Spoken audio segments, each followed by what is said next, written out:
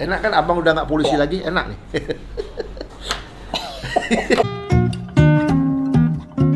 Selamat pagi para subscriber yang berbahagia. Kita hari ini agak berbeda. Kita akan berbincang-bincang dengan seorang tokoh ya yang saya kenal baik, orang yang banyak menginspirasi saya dalam penegakan hukum di Republik ini. Saya akan undang dengan hormat Inspektur Jenderal Purnawirawan Polisi Dr. Roni Franky Sompi.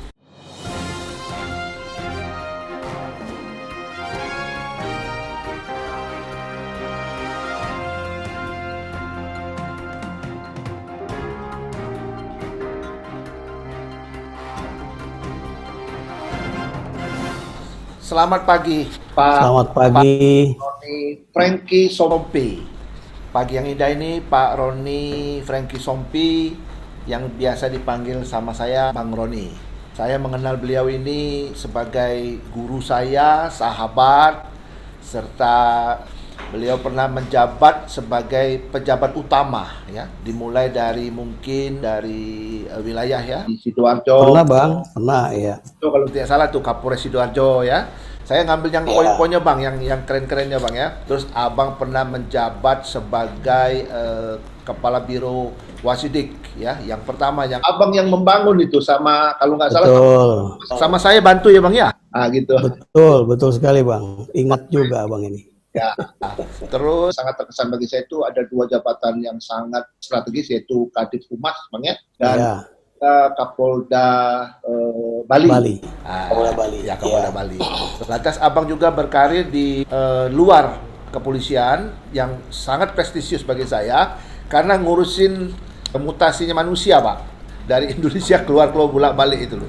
Jadi perlintasan manusia keluar masuk Indonesia, ya. Jadi bermigrasi, Bang ya. Bolak-balik itu apa ya? Bermigrasi, betul. Ya. Irjen, Inspektur Jenderal Imigrasi. Nah, pagi ini Bang, bincang-bincang santai kita ini saya pingin tahu nih Bang, Abang ini kan mantan polisi nih, ya kan? Saya pengen tahu apakah motivasinya Bang atau backgroundnya Bang Roni jadi polisi nih? Apakah keluarga polisi semua, dari engkong mungkin dari apa gitu? Silakan Abang, kalau Abang berkenan menjelaskan. Terima kasih Bang Robin, selamat pagi. Wah, luar biasa. Saya mendapatkan kesempatan ini dialog dengan kawan lama, Bang Robin Tan. Jadi bapak saya dan ibu saya orang Minahasa, ya. Beliau adalah seorang purnawirawan TNI Angkatan Laut. Oh, jadi bukan polisi Bang ya? Bukan polisi. Ya. Jadi seorang TNI Angkatan Laut. Jadi sebenarnya saya memilih Akademi ABRI waktu itu kan masih Akabri. Oh iya. Ya. Akademi ABRI itu sebagai pilihan agar bisa mendapatkan beasiswa untuk ya memudahkan orang tua saya juga menyekolahkan adik-adik saya karena saya memiliki 3 orang adik laki-laki semua dan di luar ekspektasi karena saya ingin seperti bapak saya Angkatan Laut. Oh. Ya. Sangat kuat doa ibu saya memang meminta agar saya jadi polisi. Oh dan begitu Bang ya? Benar.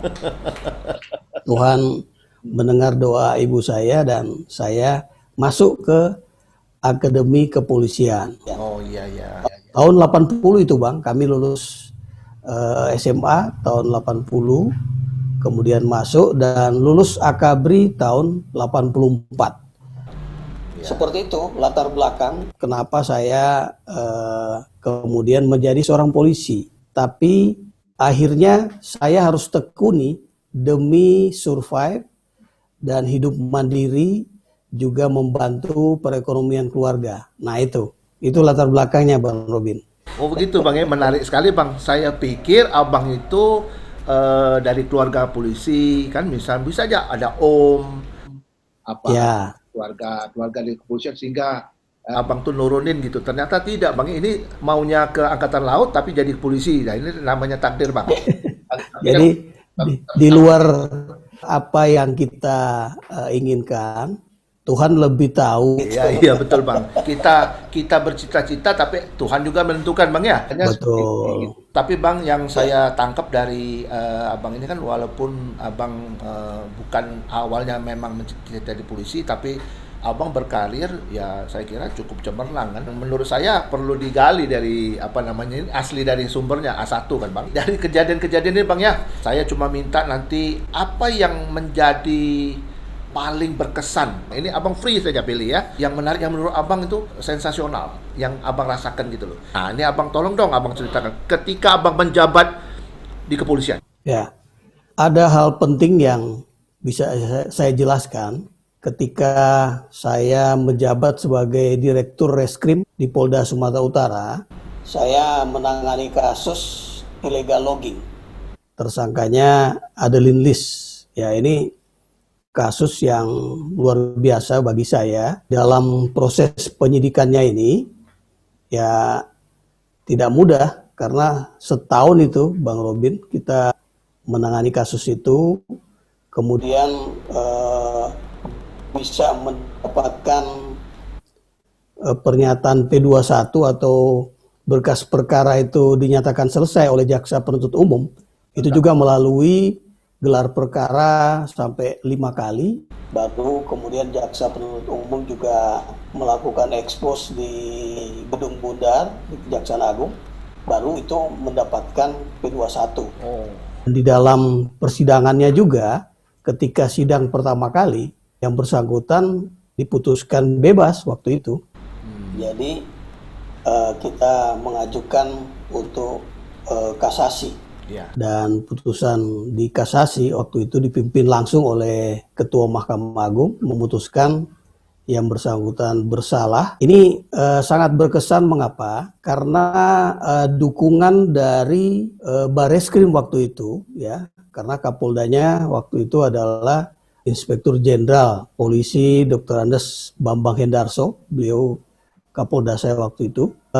Dari Bareskrim melihat bahwa kasus ini tidak bisa diproses dengan tindak pidana kehutanan ya, karena ya ada penebangan liar di luar izin yang diberikan kepada yang bersangkutan. Nah, itu kita bisa buktikan dengan menggunakan ahli dari kehutanan sendiri, di mana bukti-bukti fisik itu kita temukan di lapangan. Dan mereka melihat koordinatnya itu sudah di luar dari daerah yang diizinkan oleh Kementerian Kehutanan. Nah, perjuangan ini yang menurut saya memang cukup memerlukan perhatian dan kesungguhan serta integritas. Kalau hanya kesungguhan tapi integritasnya kurang, ya ini memang cukup berat Bang. Terutama bagaimana kita meyakinkan jaksa penuntut umum bahwa kasus ini ada pidana, tidak hanya illegal logging, karena akhirnya juga ada tindak pidana lingkungan hidup, karena banyak satwa yang di dalam lingkungan hutan yang harusnya dipelihara itu, kemudian ditebang, dianggap sebagai sebuah kerugian bagi negara. Yang terakhir tentunya diarahkan kepada kasus korupsi, karena dia tidak membayar pajak dengan penebangan pohon-pohon di luar wilayah yang diizinkan. Ini kasus pertama ketika saya Direktur Reskrim Polda Sumatera Utara di tahun 2006 sampai 2008. Kemudian yang kedua, tentu pada saat menjadi Kepala Divisi Humas Polri, bagaimana saya yang sebenarnya tidak terbiasa untuk menjadi orang humas karena belajar dari kegiatan sehari-hari selama hampir 3 tahun bersama Bang Robin ini di Biro Wasidik Bareskrim Polri. Iya Bang. Maka kita kan setiap hari bertemu dengan masyarakat yang mengadu, baik komplain maupun permohonan perlindungan hukum. Dari pengalaman-pengalaman berdialog itulah kemudian saya belajar bagaimana menjadi humas yang baik. Saya juga belajar dari beberapa ahli tentang humas. Pak Boy Rafli itu juga termasuk guru saya lah, karena beliau sudah lebih dulu. Ya, di humas ya. Walaupun beliau anak buah saya waktu itu, kepala biro Penmas, penerangan masyarakat, tapi ya saya belajar bagaimana kita menanggapi pertanyaan-pertanyaan dari ahli-ahli media ya. Adrenalin ini terganggu ketika ada pertanyaan-pertanyaan yang membuat kita emosi juga. Namun bagaimana sebagai seorang humas pemerintah itu bersikap baik, tidak menyinggung perasaan dari siapa saja yang mengakibatkan korban kematian, ya, kecelakaan lalu lintas besar, pembunuhan dan sebagainya. Harus ya seperti Pak Boy Rafli itu. Gimana tuh? Cool. Data tenang ya. Saya belajar untuk menjadi seorang yang rendah hati menghadapi semua persoalan dari Sabang sampai Merauke, dari Miangas sampai Pulau Rote itu begitu banyak persoalan. Masyarakat itu bertanya melalui media, dan itu bertanyanya sejak saya masuk kantor sampai saya pulang kantor mereka tidak mau tahu, dan sikap saya harus welcome. Karena saya benteng terakhir sebelum Kapolri.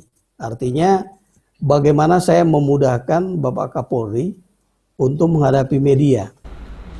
Nah, saya juga harus menyesuaikan. Jadi saya harus monitor melalui TV-TV ya, sesuai dengan TV yang sangat disukai oleh masyarakat, terutama berita ya. Sehingga ketika Bapak Kapolri menyampaikan sesuatu, itu menjadi pedoman saya untuk juga mengikuti kebijakan beliau. Dan yang terakhir, jabatan saya yang terakhir, Kapolda Bali, Bang Robin, karena pada saat itu walaupun cuma 5 bulan, tapi saya menghadapi sebuah kasus yang menyedot perhatian baik masyarakat nasional maupun internasional, yaitu kasus terbunuhnya seorang anak perempuan umur 8 tahun namanya Angelin. Jadi kalau berpikir dengan cara crime control model, ya biasanya crime control model itu dipakai oleh kawan-kawan di intelijen. Ya. Dia dengan intuisinya udah tahu, oh ini pembunuhnya, ibunya terutama ibu angkat ya. Namun demikian saya kan harus berpikir sesuai dengan KUHP ya. Pola penyidikan kita harus due process. Due process ini berarti tahapannya menggunakan proses penyidikan yang prosedur sesuai dengan KUHP. Bagaimana kita sampai kepada kesimpulan ada sebuah kasus pidana ya. Tadinya kan kasus itu dilaporkan anaknya hilang. Kita tidak bisa membuka tabir di mana, kalau hilang itu di mana dia. Sudah sampai 3 menteri datang, ditolak oleh ibu angkat Angelin ya. Nah, dari sana kemudian saya berpikir bahwa saya harus turun tangan langsung, dan akhirnya kita bisa menemukan melalui sebuah upaya maksimal penggeledahan di rumahnya. Akhirnya ketemulah jenazah Angelin itu di belakang rumahnya. Ini sebuah kasus yang sangat menarik karena ketika sudah diketemukan, saya belum langsung menyatakan bahwa ibu angkatnya sebagai tersangka. Tapi bagaimana caranya agar ibu angkatnya ini ya jadi tersangka? Saya cari kasus yang lain. Nah, kita kerjasama dengan Komnas Perlindungan Anak. Ahlinya mengatakan bahwa bisa dibuktikan ada penelantaran anak yang menyebabkan matinya korban.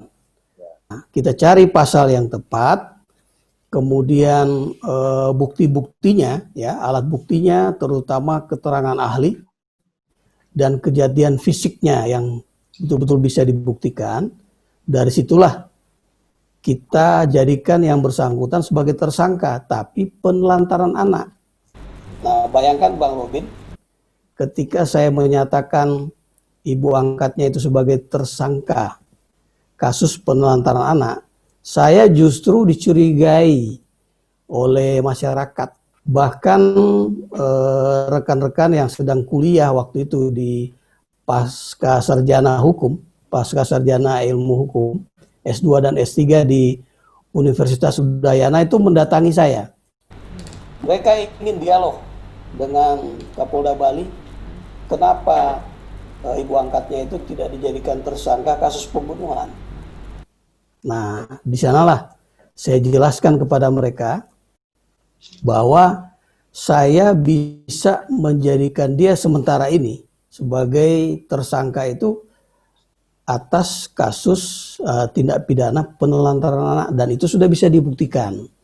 Dengan demikian, ibu angkat ini bisa kita tahan agar dia tidak bisa melarikan diri dan memudahkan kita terus melanjutkan proses penyidikannya dengan kasus pembunuhan.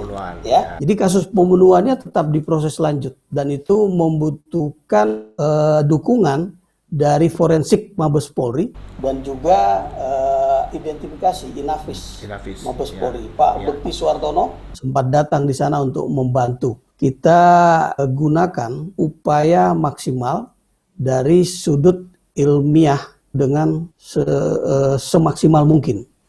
Nah, ini 3 hal yang mungkin menjadi hal-hal yang sangat menonjol di dalam pengalaman saya sebagai seorang perwira Polri. Itu ujungnya Bang, dia disangkakan cuma penelantaran atau pembunuhan juga Bang akhirnya Bang? Akhirnya kita bisa buktikan bahwa dia bisa dipersangkakan sebagai tersangka kasus pembunuhan. 340 karena Bang? Melibatkan beberapa pengacara yang terkenal waktu itu. Bang Robin kan juga mengikuti. Ya, 340 Bang ya? 340 waktu itu ya pasalnya? Berencana jadi Bang? Minimal 338. Minimal 338 lah. Tapi kalau ada perencanaan 340 Bang itu kan di dalam KUH pidana itu. Itu yang abang jelaskan itu kan pengalaman abang ya Bang ya. Liku-likunya, dan abang merasa ini hal yang sangat menonjol dan terkesan buat abang itu. Tantangan yang paling berat Bang di penegakan hukum. Sebelum abang jawab itu mungkin saya komentari dikit Bang ya. Kalau menurut saya Bang, sebagai pemerhati hukum, ahli hukum Bang ya, itu yang berat itu satu Bang, ketidak maksimal pemahaman logika dan filsafat hukum, itu yang pertama. Yang kedua, ya ada pressure tadi Bang, ada pressure internal, pressure eksternal. Nah, ini saya membalikkan ke abang nih. Menurut abang nih ya, tantangan yang paling berat bagi penegak hukum gitu. Jadi tantangan yang paling berat sebenarnya Bang, kita mengacu kepada teori penegakan hukum oleh Lawrence M. Friedman yang mengatakan bahwa penegakan hukum itu sangat dipengaruhi oleh 3 pilar. Yang pertama, hukumnya sendiri. Yang kedua, struktur hukum termasuk aparat penegak hukum. Nah, yang ketiga, kultur hukum. Menghadapi kultur hukum ini Bang, ini yang cukup berat. Karena yang bisa mempengaruhi kultur hukum agar masyarakat opininya mendukung aparat penegak hukum, ini media massa yang sekarang ini sudah diperkuat lagi dengan media sosial, di mana kalau ada buzzer yang ngomong, ya, tokoh masyarakat yang ngomong, pejabat publik apalagi, nah ini bisa akan mempengaruhi, ya, mempengaruhi opini, membangun Bang ya, dan membangun ya, membangun ya, membangun. Ya. Aparat penegak hukum ini bisa terhalangi ketika kita akan melaju. Ya. Itu sangat berat. Jadi menurut saya, bagaimana menghadapi kultur hukum ini? Kalau hanya intervensi-intervensi, menurut saya itu sangat ditentukan oleh keberanian dan integritas dari seorang penyidik. Ya, kalau penyidik itu punya keberanian, punya integritas, dan ada dukungan dari atasan penyidik, maka dia akan kuat. Itu sudah saya alami. Jadi bagaimana atasan penyidik juga harus memberikan suasana nyaman, perlindungan, penguatan kepada penyidik ketika diuji melalui sebuah gelar perkara bahwa penanganan itu benar. Penyidikan itu kan kolektif kolegial. Kolegial, ya. Di mana pimpinan kesatuan sampai Kapolri bisa terlibat di dalamnya. Nah, bagaimana Kapolri bisa ikut di dalam manajemen proses penyidikan itu? Saya kira ya melalui gelar perkara yang diberikan secara berjenjang. Nah, itu pengawasan penyidikan yang harus kita lakukan. Begitu Bang Robin. Menarik juga Bang yang Abang sampaikan tadi Bang mengenai tadi Friedman ngomong tuh Bang kultur tadi Bang. Kultur itu memang ya dalam beberapa teori mengatakan kultur itu hampir mustahil dirubah Bang karena itu kebiasaan yang sulit sekali Bang. Beberapa literatur yang saya baca Bang ada juga gini Bang dia ngomong penegakan hukum di ruang hampa Bang. Artinya apa? Penegak hukum itu menganggap ini hal yang biasa saja karena pekerjaannya. Bagi pencari keadilan itu mati hidup. Kan Bang beda jadi Bang. Sehingga orang merasa aduh gak ada keadilan. Abang bisa bayangkan Bang ya yang kita sering ketemu juga di Mabes Polri kan terkaget-kaget kita Bang dengan orang datang sama kita dia ngomong. Lidik itu bisa bertahun-tahun Bang. Nah, itu salah satu contoh kultur ya kan. Masa lidik bertahun-tahun Bang? Yang Abang sampaikan itu tantangan Bang ya. Kultur Bang ya paling berat Bang. Betul. Friedman tadi bilang. Kultur hukum itu adalah air bagi seorang penegak hukum yang diandaikan sebagai ikan. Kalau ikan itu kita taruh di waskom gitu ya, ya dia sudah nggak bisa apa-apa. Ya. Menggelepar tinggal diolah untuk jadi makanan. Tapi coba ikan itu kita taruh di akuarium. Dia bisa jalan. Ketika di dalam sebuah akuarium, dia harus diberi makanan, yaitu anggaran dan sebagainya ya. Nah, tapi ketika ikan itu kita lepas di tempat alam yang luas, katakanlah danau, sungai atau laut, maka ada predator-predatornya yang mengganggu. Nah, predator ini tergantung bagaimana si ikan ini mampu menghadapinya dan bagaimana perlindungan terhadap ikan ini diberikan, yaitu dari atasannya. Sehingga dia terlindungi dari predator. Predator itu tidak bisa kita abaikan. Dan itu pasti ada predator-predator. Tapi bagaimana dia bisa hidup atau bekerja dengan baik, ini tergantung kepada integritas dia. Ya, tidak hanya profesionalitas, tapi integritas. Karena itu menjadi hal yang utama, Bang. Ya, seperti itu, Bang. Jadi saya ingat Bang, kata orang bilang di dunia ini Bang nggak ada yang bisa menyelesaikan masalah. Yang ada tuh menata. Mana ada selesai masalah Bang? Selesai ini ada lagi masalah baru, ditata aja katanya seperti itu. Nah Bang, ini satu lagi Bang. Ini Abang jawab singkat aja nih. Kalau misalnya Abang diberi kesempatan sekali lagi, apakah Abang mau memilih profesi yang sama seperti ini? Saya mau tetap memilih profesi yang sama. Mengapa Bang? Karena saya sudah terlatih ya. Dan passion saya sudah terbangun. Nah ini sudah menjadi kehidupan kita Bang. Bang Robin juga sama juga. Sama. Apa yang menjadi kehidupan kita ini sudah menjadi passion kita dan kita lebih mudah untuk menyesuaikan diri. Oh jadi artinya Bang, Abang enjoy Bang ya dengan ini ya surfing di ini Bang ya. Kita memang harus enjoy. Seperti kalau kita surfing itu ya. Menghadapi ombak besar, justru kan dia akan naik terus. Betul. Begitu dia ombak kecil, lama-lama ya turun lagi dia. Justru ombak besar dia makin naik. Jadi saya ingat waktu di Biro Wasidik dulu Bang. Jadi kalau misalnya ada masalah apa-apa, saya bilang sama teman-teman itu udah tenang aja. Karena kita menikmati mereka punya itu kan, kita udah tahu Bang omongannya apa-apa segala. Karena kita udah pegang kunci kan Bang. Nah itu namanya Bang ya, kata orang tuh Allah bisa karena biasa Bang. Jadi terbiasa, jadi kultur masuk dalam jiwa raga kita ya seperti Abang sama saya sama Bang.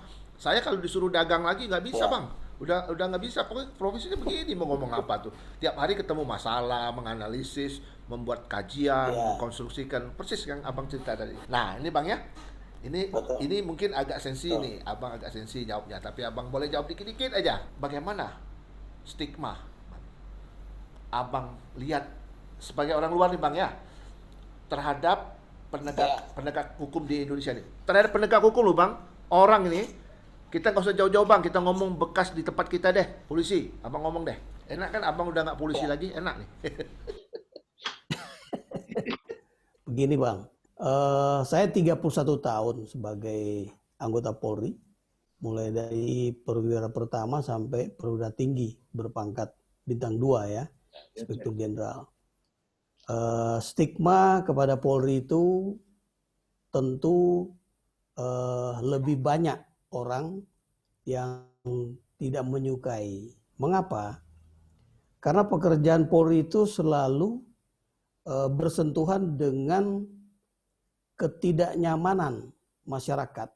Ketika masyarakat melakukan sesuatu yang menyimpang, maka Polri melakukan penertiban, ya.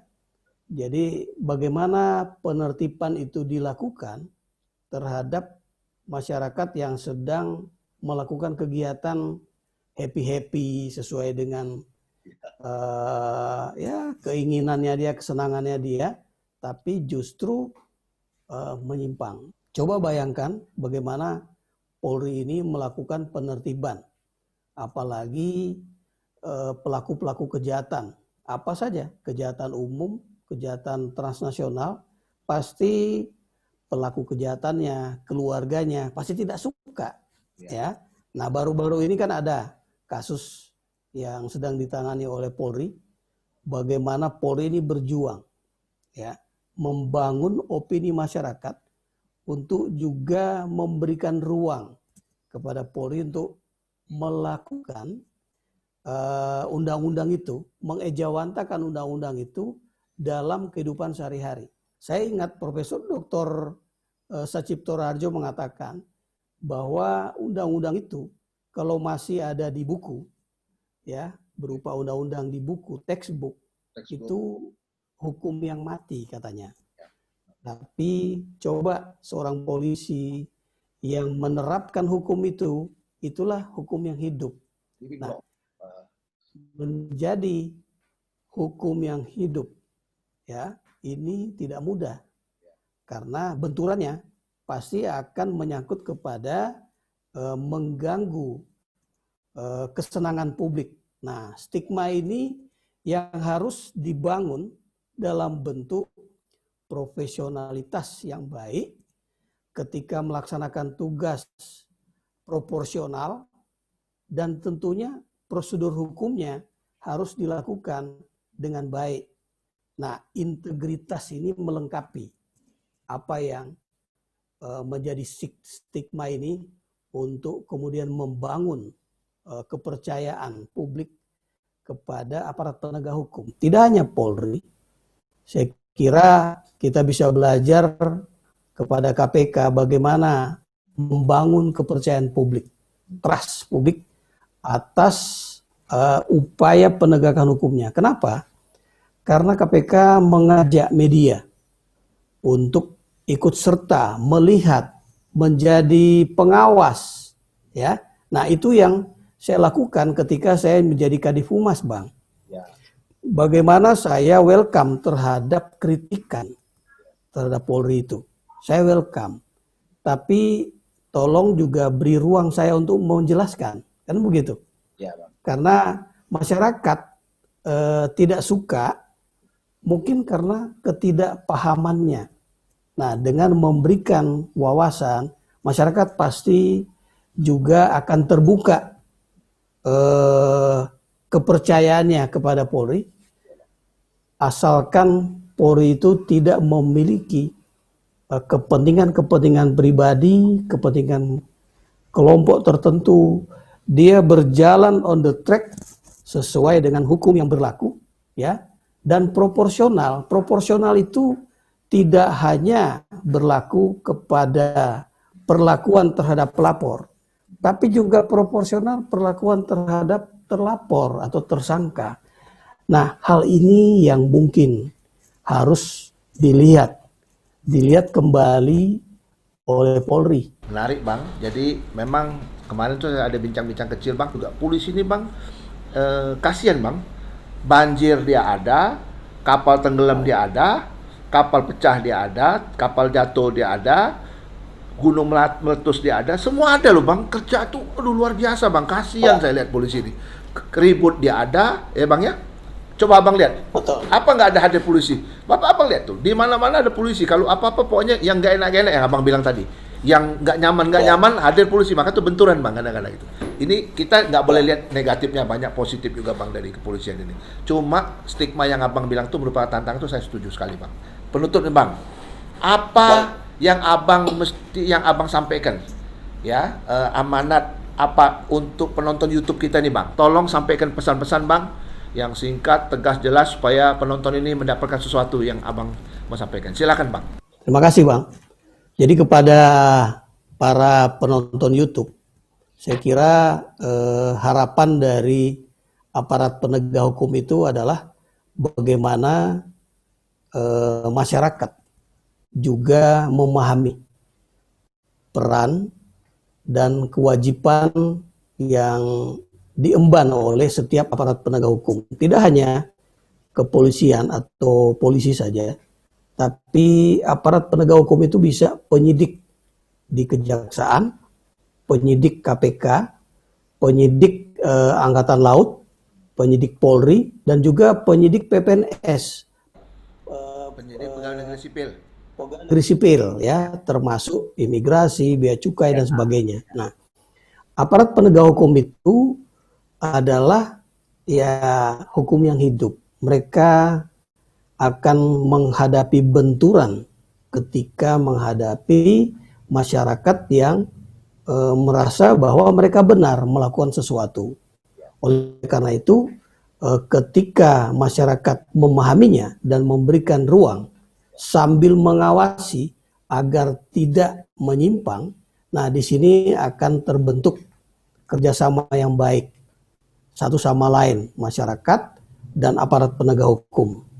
Nah, bagaimana kita membangun kebersamaan ini tentunya akan menguatkan kepercayaan publik terhadap aparat penegak hukum, dan aparat penegak hukum akan semakin memperbaiki diri.